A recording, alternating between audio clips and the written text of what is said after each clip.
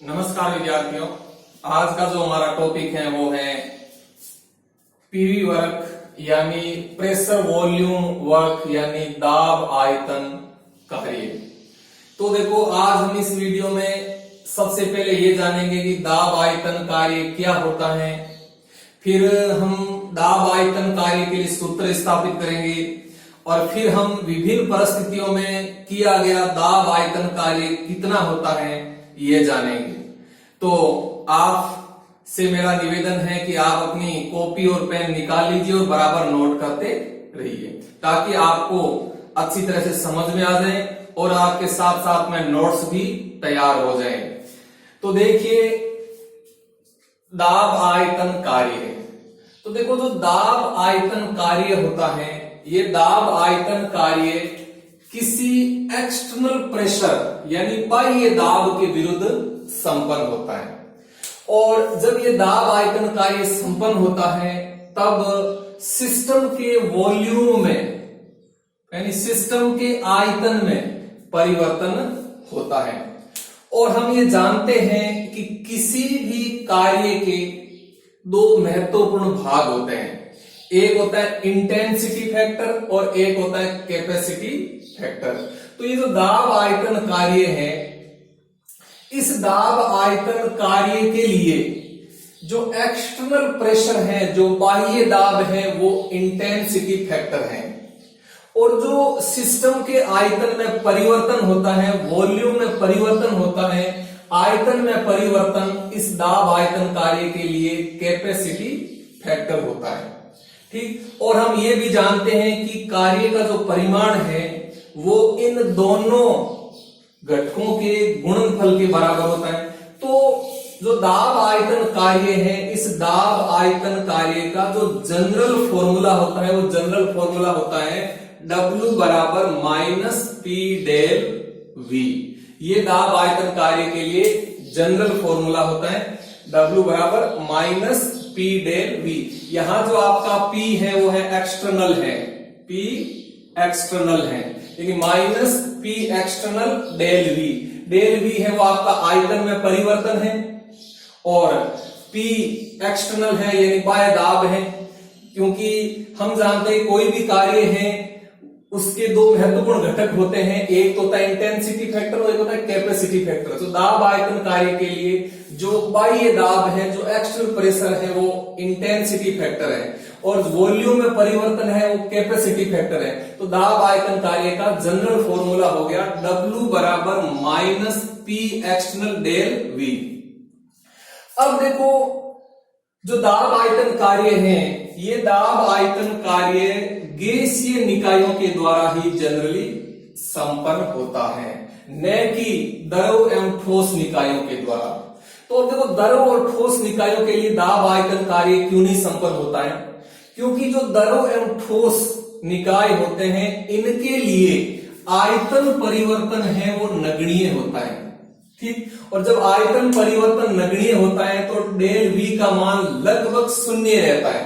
तो इसीलिए जो द्रव एवं ठोस निकाय होते हैं, इनके लिए दाब आयतन कार्य जनरली नहीं होता है, बल्कि जो दाब आयतन कार्य है ये जनरली गैसीय निकायों के द्वारा संपन्न होता है। अब देखो, ये जो दाब आयतन कार्य है, जो पीवी वर्क है, ये दो प्रकार के होते हैं। एक तो होता है एक्सपेंशन वर्क यानी प्रसार कार्य और एक होता है कंप्रेशन वर्क यानी संपीड़न कार्य। यानी दाब आयतन कार्य है ये दो प्रकार के होते हैं, यानी एक्सपेंशन वर्क और कंप्रेशन वर्क यानी प्रसार कार्य और संपीड़न कार्य। अब देखो, प्रसार कार्य क्या होता है, संपीड़न कार्य क्या होता है, इसको ध्यान से समझो। देखिए, अपने पास एक गैस सिलेंडर है। इस गैस सिलेंडर के अंदर एक गैस, आदर्श गैस भरी हुई है और उस आदर्श गैस का जो आयतन है वो V1 है। ठीक। अब देखो, इसके अंदर एक पिस्टन लगा हुआ है जो कि घर्षण रहित एवं भारहीन है। अब ये जो पिस्टन है, इस पिस्टन के अनुप्रस्थ काट का क्षेत्रफल मान लीजिए A है। अब क्या होता है कि इस पिस्टन के ऊपर वायुमंडलीय दाब लगता है। तो इस पिस्टन के ऊपर जो वायुमंडलीय दाब लग रहा है, जो बाह्य दाब लग रहा है, वो मान लीजिए P एक्सटर्नल है। ठीक। और जो गैस के अणु है वो गैस के अणु भी इस पिस्टन के ऊपर एक दाब लगाते हैं जिसे हम आंतरिक दाब कहते हैं। मान लीजिए आंतरिक दाब P इंटरनल है, ठीक। तो जब इस पिस्टन के ऊपर लगने वाला एक्सटर्नल प्रेशर और इंटरनल प्रेशर बराबर होगा तो यह पिस्टन अपनी जगह पर स्थिर रहेगा, ना तो ये ऊपर जाएगा ना ये नीचे आएगा, ठीक। अब देखो, अब हम क्या करते हैं, यदि इस एक्सटर्नल प्रेशर के अंदर यानी बाह्य दाब के अंदर अनंत सूक्ष्म मात्रा में यानी डीपी, अनंत सूक्ष्म मात्रा यानी डीपी कम कर देते हैं, यानी बाह्य दाब को हम अनंत सूक्ष्म मात्रा में कम कर देते हैं, तो ऐसी स्थिति में क्या होगा, ये पिस्टन अनंत सूक्ष्म दूरी तक ऊपर उठ जाता है, ठीक। मान लीजिए बाह्य दाब P एक्सटर्नल था, हमने P एक्सटर्नल को डीपी कम कर दिया, यानी अनंत सूक्ष्म मात्रा में डीपी कम कर दिया। तो ऐसी स्थिति में पिस्टन क्या करता है, अनंत सूक्ष्म दूरी यानी डीएल दूरी तक ऊपर उठ जाता है। तो जब पिस्टन ऊपर उठता है तो गैस के आयतन में वृद्धि हो जाती है, ठीक। देखो यहाँ गैस का आयतन V1 था और यहाँ गैस का आयतन V2 हो जाता है, और हम देख रहे हैं कि V1 की तुलना में V2 ज्यादा है। तो जब पिस्टन ऊपर उठता है अनंत सूक्ष्म दूरी तक, क्योंकि हमने एक्सटर्नल प्रेशर को, बाह्य दाब को अनंत सूक्ष्म मात्रा में कम कर दिया, तो पिस्टन अनंत सूक्ष्म दूरी तक ऊपर उठ जाता है। और जब पिस्टन ऊपर उठता है तो इस गैस के आयतन में वृद्धि हो जाती है, और जब गैस के आयतन में वृद्धि होती है तो इसे हम कहते हैं गैस का प्रसार हो रहा है, यानी गैस का प्रसार हुआ है। तो इस प्रक्रिया को हम कहते हैं गैस का प्रसार हो गया। अब देखो, इस प्रक्रिया में गैस के द्वारा जो कार्य संपन्न होता है उसे हम प्रसार कार्य, एक्सपेंशन वर्क कहते हैं। अब यहां क्या हो रहा है, देखो यहां गैस है, गैस के आयतन में वृद्धि हो रही है, यानी गैस है वो अपने परिवेश के ऊपर कार्य कर रही है, यानी work done by the gas, ठीक है। यहां गैस है, अपने लिए सिस्टम है, तो यहां क्या हो रहा है, सिस्टम है वो अपने परिवेश के ऊपर कार्य कर रहा है। तो देखो यहां जब अपन डेल V निकालेंगे यानी आयतन परिवर्तन निकालेंगे, तो आयतन परिवर्तन हमेशा होता है अंतिम अवस्था में आयतन माइनस प्रारंभिक अवस्था में आयतन। तो देखो प्रारंभिक आयतन तो V1 है और अंतिम आयतन V2 है, तो डेल V का मान अपन निकालेंगे तो V2 माइनस V1। तो यहां देखो V2 का मान ज्यादा है और V1 का मान कम है, तो डेल V का मान पॉजिटिव आ जाएगा, ठीक। और जब डेल V का मान पॉजिटिव आ जाएगा तो हम इस डेल V का मान देखो इस फॉर्मूले के अंदर रखते हैं, ठीक। तो इस फॉर्मूले के अंदर रखेंगे तो minus P external del V, और डेल V का मान क्या है, डेल V का मान पॉजिटिव है, और जब डेल V का मान पॉजिटिव है और माइनस एक्सटर्नल को हम डेल V से गुणा करेंगे, यानी माइनस प्लस को जब गुणा करेंगे तो W है वो माइनस आएगा।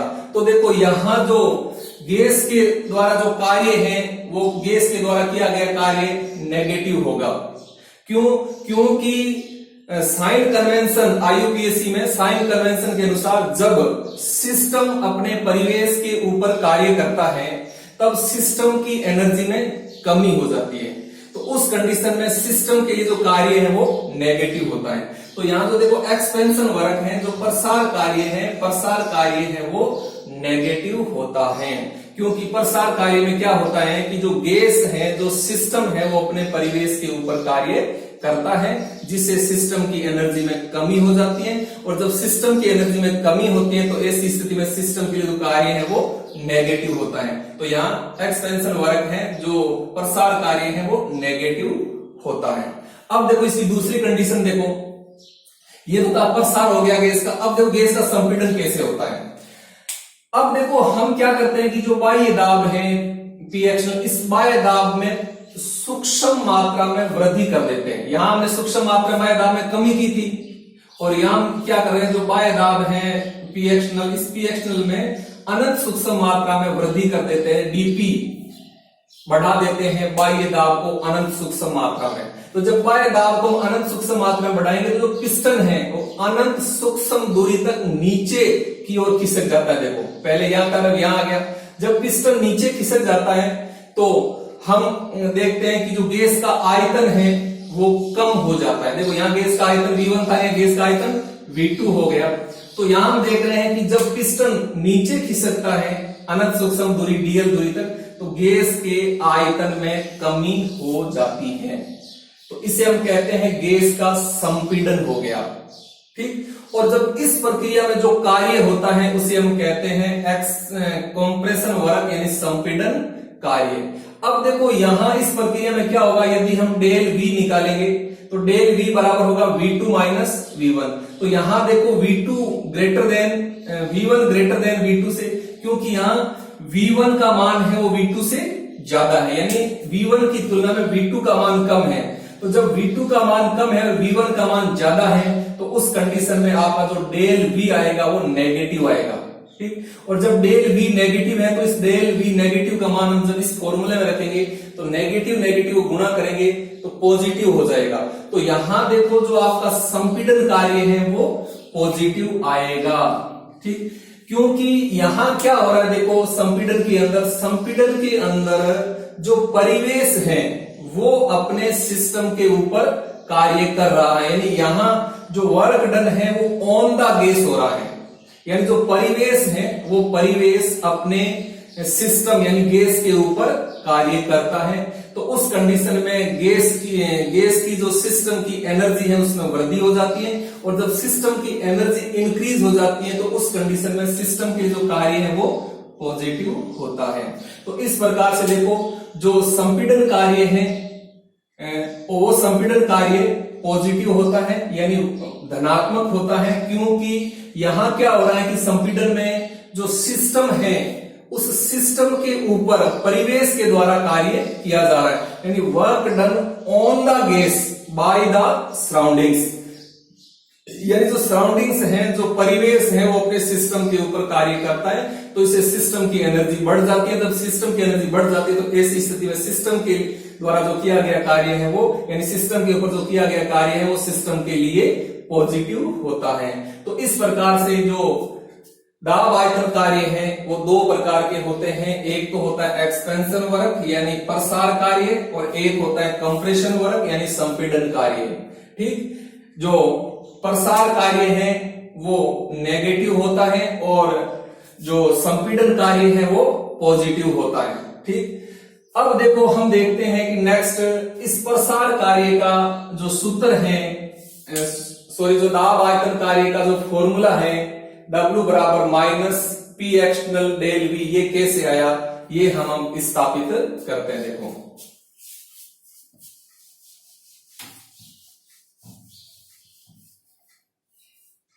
अब हम दाब आयतन कार्य के लिए सूत्र स्थापित करते हैं। दाब आयतन कार्य के लिए सूत्र स्थापित करते हैं। देखो तो दाब आयतन कार्य के लिए सूत्र स्थापित करना चाहे तो हम जानते हैं देखो कि अपने पास ये प्रोसेस है, देखो जिसमें क्या हो रहा है, गैस का जो एक्सटर्नल प्रेशर था इस एक्सटर्नल प्रेशर को अनंत सूक्ष्म मात्रा में कम कर दिया dP। जब बाह्य दाब को अनंत सूक्ष्म मात्रा में कम कर दिया तो जो पिस्टन है अनंत सूक्ष्म दूरी dl दूरी तक ऊपर उठ जाता है, इससे गैस का आयतन बढ़ जाता है, इसे हम कहते हैं गैस का प्रसार हो गया। ठीक, तो यहां गैस के द्वारा जो अपने परिवेश के ऊपर कार्य किया जाता है वो कार्य कितना होगा उसके लिए हम सूत्र स्थापित करते हैं। देखो तो हम जानते हैं कि कार्य बराबर क्या होता है, कार्य बराबर होता है बल गुणा विस्थापन। ठीक, अब देखो कार्य बराबर बल गुणा विस्थापन होता है, और हम ये भी जानते हैं कि बल बराबर होता है दाब गुणा क्षेत्रफल। जो बल है बल बराबर होता है दाब गुणा क्षेत्रफल, ये विस्थापन है। क्योंकि हम जानते हैं कि दाब बराबर होता है बल बटा क्षेत्रफल, यानी एकांक क्षेत्रफल पर लगने वाला बल है वो दाब के बराबर होता है। तो बल बराबर क्या हो जाएगा, दाब गुणा क्षेत्रफल, तो हमने बल के स्थान में दाब गुणा क्षेत्रफल। अब आगे देखो आगे क्या हो जाएगा, अब दाब कितना है, देखो यहां दाब है आपका P एक्सटर्नल माइनस dP, तो यहां दाब है P एक्सटर्नल माइनस dP, ये हो गया दाब। ठीक, क्योंकि जब पिस्टन अनंत सूक्ष्म दूरी तक ऊपर उड़ता है तो उस कंडीशन में गैस के आयतन में अनंत वृद्धि होती है, यानी गैस का आयतन बढ़ जाता है। तो जब गैस का आयतन बढ़ता है तो उस कंडीशन में गैस क्या करती है, गैस अपने परिवेश के ऊपर कार्य करती है और गैस के द्वारा जो किया गया कार्य है वो हम मान लीजिए यहाँ डी डब्ल्यू मान लेते हैं, ये डी डब्ल्यू हो जाएगा। तो दाब बराबर क्या हो गया, पी एक्सटर्नल माइनस डीपी। अब क्षेत्रफल मैंने बताया कि जो आपका पिस्टन है जो घर्षण रहित भारहीन है, इस पिस्टन के अनुप्रस्थ काट का क्षेत्रफल है वो ए है। ठीक, अब देखो विस्थापन कितना हो रहा है, यहाँ विस्थापन डीएल हो रहा है। कितना हो रहा है, डीएल हो रहा है। तो हम इसकी जगह लिख देते हैं डीएल। अब दोबारा देखिए, यहां जो दाब है आपका वो दाब है पी एक्सटर्नल माइनस डीपी, क्योंकि जो आपका देखो यहां कोई कार्य नहीं हो रहा था, क्योंकि यहां पी एक्सटर्नल और पी इंटरनल बराबर था तो पिस्टन अपनी जगह स्थिर था। लेकिन जब आपने बाह्य दाब को अनंत सूक्ष्म मात्रा में कम किया तभी पिस्टन अनंत सूक्ष्म दूरी तक ऊपर उठता है। तो यहां जो दाब है वो पी एक्सटर्नल माइनस डीपी, तो ये पी एक्सटर्नल माइनस डीपी हो गया। अब क्षेत्रफल, अब देखो ये ए क्या, ए है इस पिस्टन का क्षेत्रफल। ये जो पिस्टन है ये घर्षण रहित भारहीन पिस्टन है, इस पिस्टन के अनुप्रस्थ काट का क्षेत्रफल है वो ए है। और डीएल क्या है, विस्थापन है, क्योंकि पिस्टन कितना ऊपर उठा है, डीएल दूरी तक ऊपर उठा है। ठीक, अब देखो इसको सरल करते हैं हम, तो डी डब्ल्यू बराबर क्या हो जाएगा, पी एक्सटर्नल माइनस डीपी। अब देखो क्षेत्रफल और दूरी का जो गुणनफल है वो आयतन परिवर्तन के बराबर होता है, तो इसकी जगह हम लिख देते हैं डीवी, यानी आयतन परिवर्तन। तो ये हो जाएगा डी डब्ल्यू बराबर, इसको देखो गुणा कर दो, P external dV minus dP dV. अब देखो यहां जो डीपी डीवी है, डीपी डीवी का मान बहुत कम होता है, यानी जो डीपी डीवी है इसका मान लगभग 0 के बराबर होता है। डीपी डीवी क्योंकि अनंत सूक्ष्म मात्रा में और ये भी अनंत सूक्ष्म मात्रा में, जब दोनों को अनंत सूक्ष्म मात्रा दोनों को आपस में गुणा करें इनका गुणनफल लगभग 0 के बराबर होता है। तो हम इसको यहां से नेगलेक्ट कर देते हैं, तो अपना आ जाता है डी डब्ल्यू बराबर हो जाएगा पी एक्सटर्नल डीवी। अब यहां एक बात ध्यान से देखिए, यहां देखो जो कार्य है, ये जो दाब आयतन कार्य है, ये दाब आयतन कार्य जब होता है तो विस्थापन किस दिशा में हो रहा है और बाह्य दाब किस दिशा में हो रहा है। देखो हम देखते हैं कि जो बाह्य दाब है वो तो नीचे की तरफ लग रहा है और विस्थापन ऊपर की तरफ हो रहा है। तो यहां देखो जो बाह्य दाब है, बाह्य दाब और जो विस्थापन की दिशा है वो एक दूसरे के अपोजिट है, एक दूसरे के विपरीत है। तो यहां ऐसी स्थिति में हम डब्ल्यू का साइन क्या आएगा, नेगेटिव आता है। ठीक है, तो यह आ जाएगा डी डब्ल्यू बराबर माइनस पी एक्सटर्नल डीवी।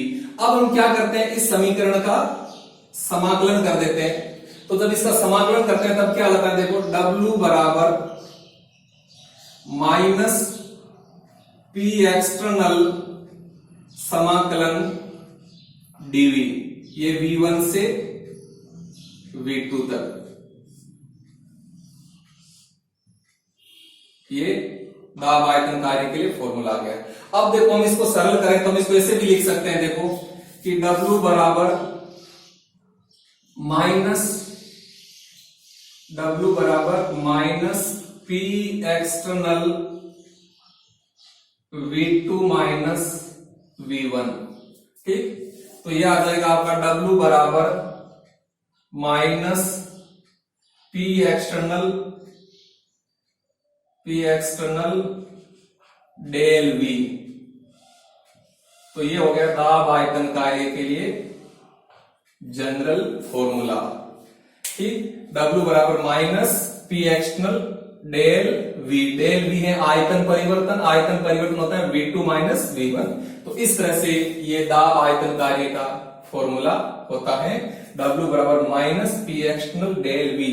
ठीक, अब देखो हम ये देखते हैं कि विभिन्न परिस्थितियों में किया गया दाब आयतन कार्य कितना होता है।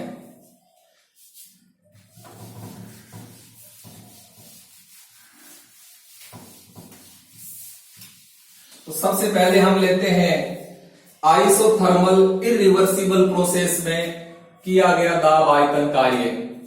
तो पहली कंडीशन लेते हैं isothermal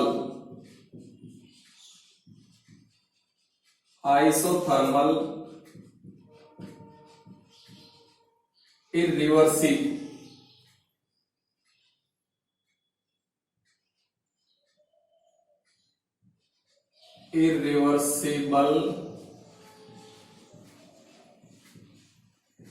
process, isothermal irreversible process. ठीक, यानी समतापी अनुत्क्रमणीय प्रक्रम, इरिवर्सिबल प्रोसेस। अब देखो समतापी अनुत्क्रमणीय प्रक्रम में कितना कार्य होता है। तो अभी हमने जो दाब आयतन कार्य का सूत्र स्थापित किया था वो वास्तव में आइसोथर्मल इरिवर्सिबल प्रोसेस में किया गया कार्य था। यानी आइसोथर्मल इरिवर्सिबल प्रोसेस में जो दाब आयतन कार्य होता है वो होता है W बराबर माइनस P एक्सटर्नल समाकलन dV V1 से V2। ठीक, तो ये होता है आइसोथर्मल इरिवर्सिबल प्रोसेस में किया गया दाब आयतन कार्य। यानी हम इसको ऐसे भी लिख सकते हैं W बराबर minus P external del V, इसको ऐसे भी लिख सकते हैं। ठीक, तो ये हो गया आइसोथर्मल इरिवर्सिबल प्रोसेस में किया गया दाब आयतन कार्य। दूसरी कंडीशन है आइसोथर्मल रिवर्सिबल प्रोसेस में किया गया कार्य। आइसोथर्मल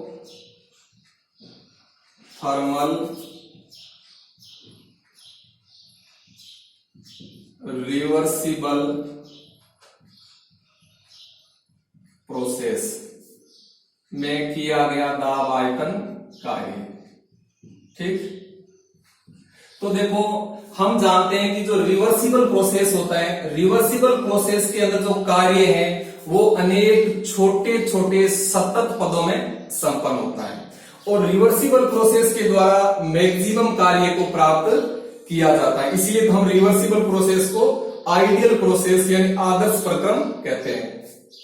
तो देखो जो रिवर्सिबल प्रोसेस है, रिवर्सिबल प्रोसेस में जो कार्य है वो अनेक छोटे छोटे सतत पदों में होता है। मान लीजिए एक पद के अंदर जो कार्य होता है वो होता है डेल्टा W बराबर माइनस P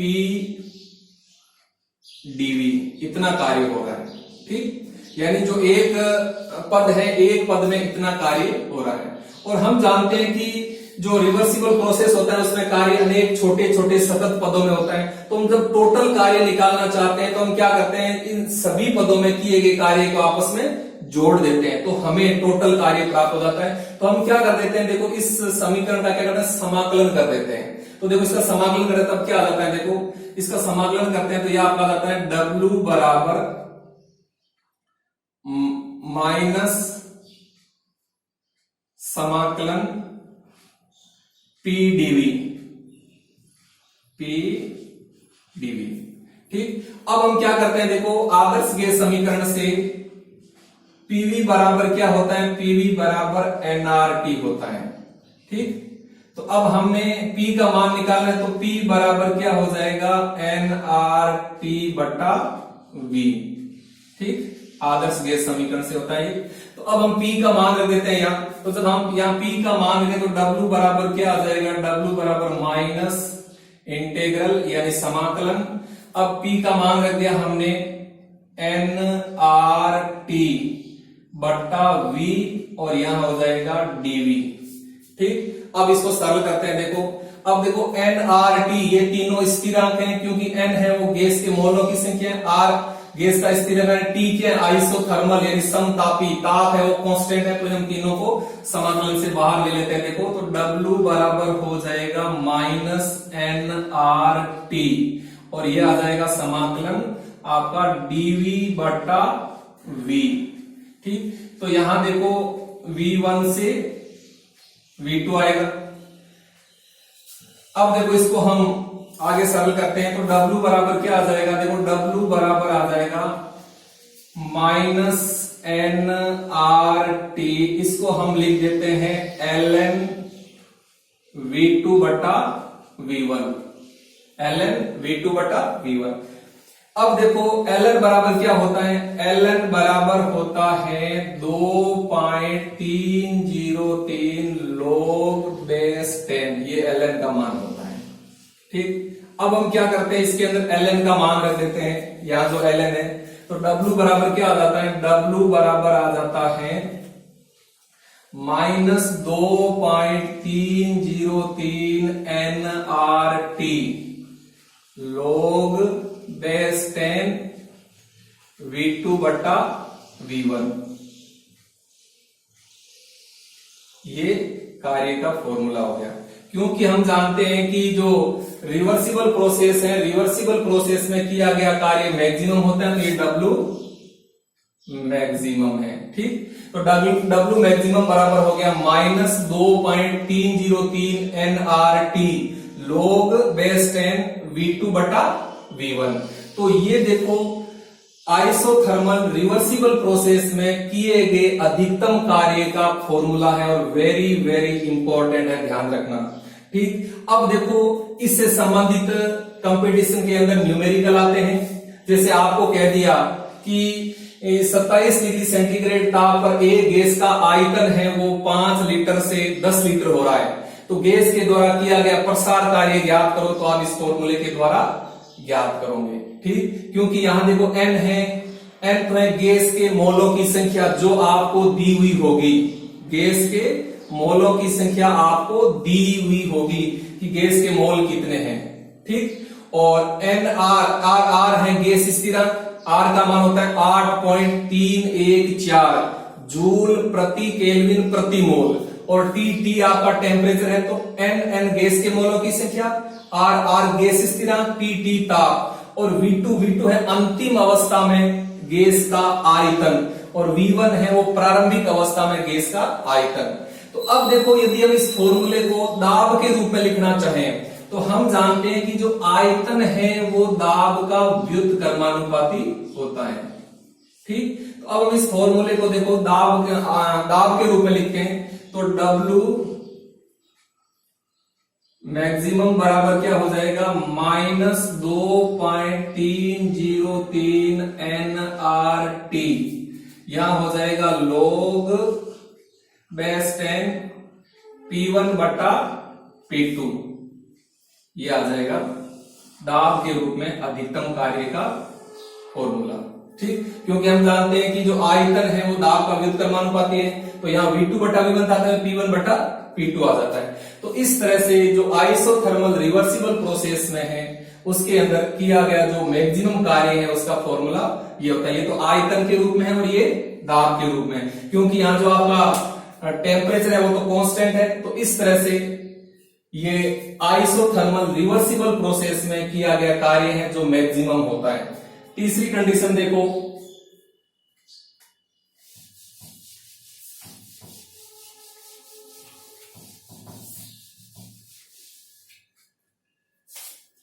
तीसरी कंडीशन है फ्री एक्सपेंशन,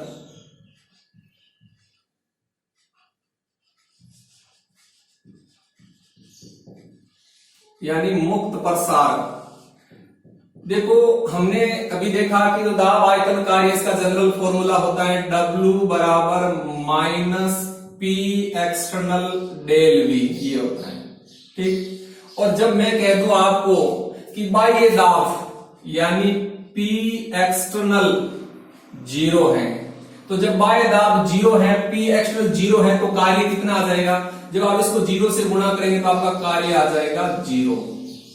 तो देखो जब बाह्य दाब 0 होता है उस कंडीशन में जो गैस का प्रसार होता है उसे हम कहते हैं फ्री एक्सपेंशन, मुक्त प्रसार। तो देखो जब गैस का मुक्त प्रसार होता है, या ऐसे कह दो जब निर्वात में किसी गैस का प्रसार होता है, तो गैस के द्वारा किया गया कार्य सदैव शून्य होता है। ये भी वेरी वेरी इंपॉर्टेंट है, ध्यान रखना। मुक्त प्रसार में किसी गैस के द्वारा किया गया कार्य सदैव शून्य होता है।